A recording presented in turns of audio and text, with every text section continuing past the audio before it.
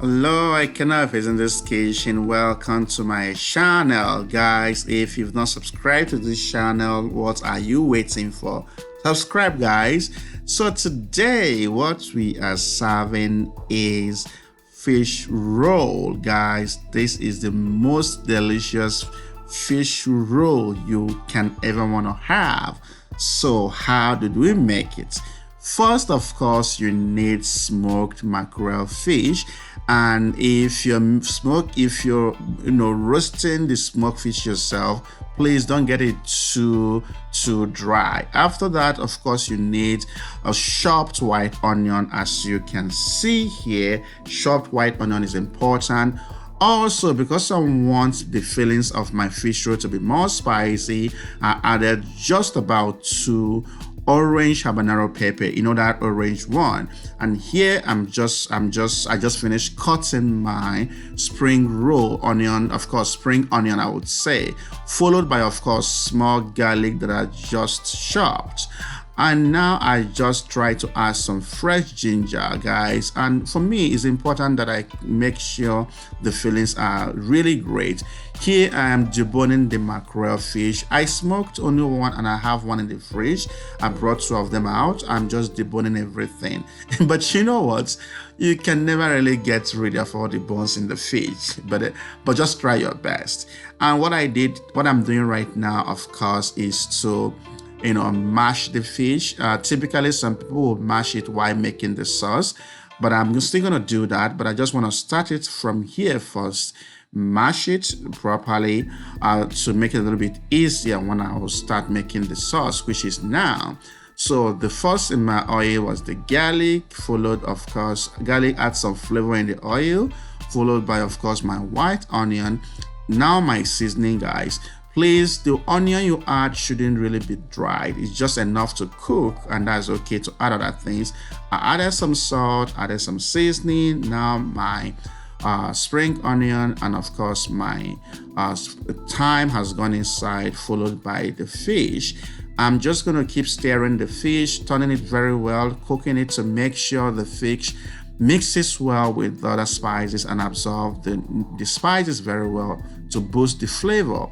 The fillings is done cooking, and now I want to start making the dough. For the dough, I have 4 cups of flour, 4 cups of all-purpose flour, which I saved. And after that, the next that will go in, of course, will be the next that will go in, of course, as you can see, is my baking powder, followed by 2 tablespoons of sugar. Sugar is up to you how much you like it. And I added just 1 teaspoon of salt or less than that. Now I'm adding some zest to it. That is the lemon peel, just to add some more flavor to that. And I give it a quick turn. Here is me trying to get my butter ready. I used about 115 grams of butter for the 4 cups of all-purpose flour. Now I am mixing it, making sure, as you can see, how the texture of the flour had changed. That means it's going really good. I just added my ginger powder right now. I added my nutmeg powder. It's all about making sure that this fish roll tastes really good and nice. I just added some milk, evaporated milk, and you don't have to add milk if you don't have. Water is enough. Water is okay. And just mix it very well. Please take it easy when you're mixing it. The texture doesn't have to be that type that's like when you're making bread. No, the texture has to be that like when you're making meat pie. And once you're done with mixing it, leave it for about 10 minutes and bring it out like I've done now. I'm gonna just cut it to size the way I want it. And at the end, I think I got about 12 to 14 different sizes, I would say, or 14 different cuts I made. Now I'm going to start molding my meat, my fish roll. I've just scooped some fish sauce, the fillings I made. Just watch how I'm going to roll it now to see how to cover the sides so you don't have the fish or the fillings spilling out when you're done. Can you see how I folded the left hand side and folded, of course, the right hand side, while I kind of folded it completely? That way you covered both edges without really letting the sauce or the filling spill out when you're frying it. And that was all I did. As you guys can see, all I did to the whole about 14 different fish rolls. Now I am going to start the frying, but I have a new twist here. I think I took about 4 or so or 5 and decided to use my air fryer for that.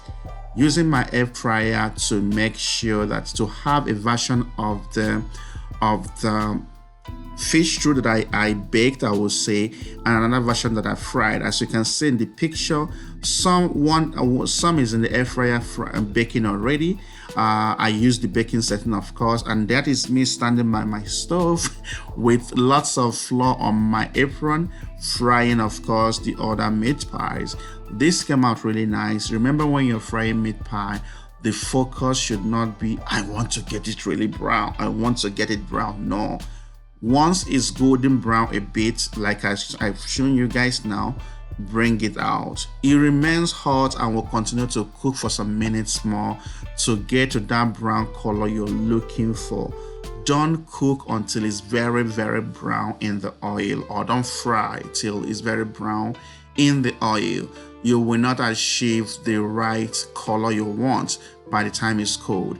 Can you guys see exactly the color it is when I brought it out? And compare that color to, of course, the picture I have here showing when it's well cooked. And look at the 5 I said earlier that I chose to use the air fryer to make. Here is it. Oh, sorry, 6. I lost my count. It's actually 6, guys. This version is from air fryer.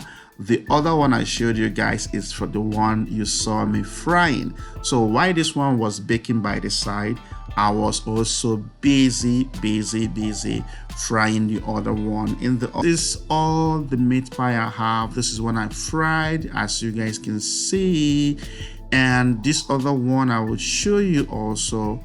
This one is the one I baked. As you can see, both of them is well filled completely with the right amount of fillings, and it's very tasty, guys. When I tried this, trust me, it was very tasty. So welcome to my kitchen, where we make the best of meat pies. And I tell you guys, you're gonna love this if you try this. You can do this if you're a working professional, if you're a business person. You don't even need to store this in the fridge. Make it and store in the shelf in your kitchen. Pick 1 or 2 every week if you're going to work, and believe me, you'll be happy you did. And this is me serving myself some good cup of chocolate tea with two different meat pies, and I hope you guys love it. I love you guys. Bye.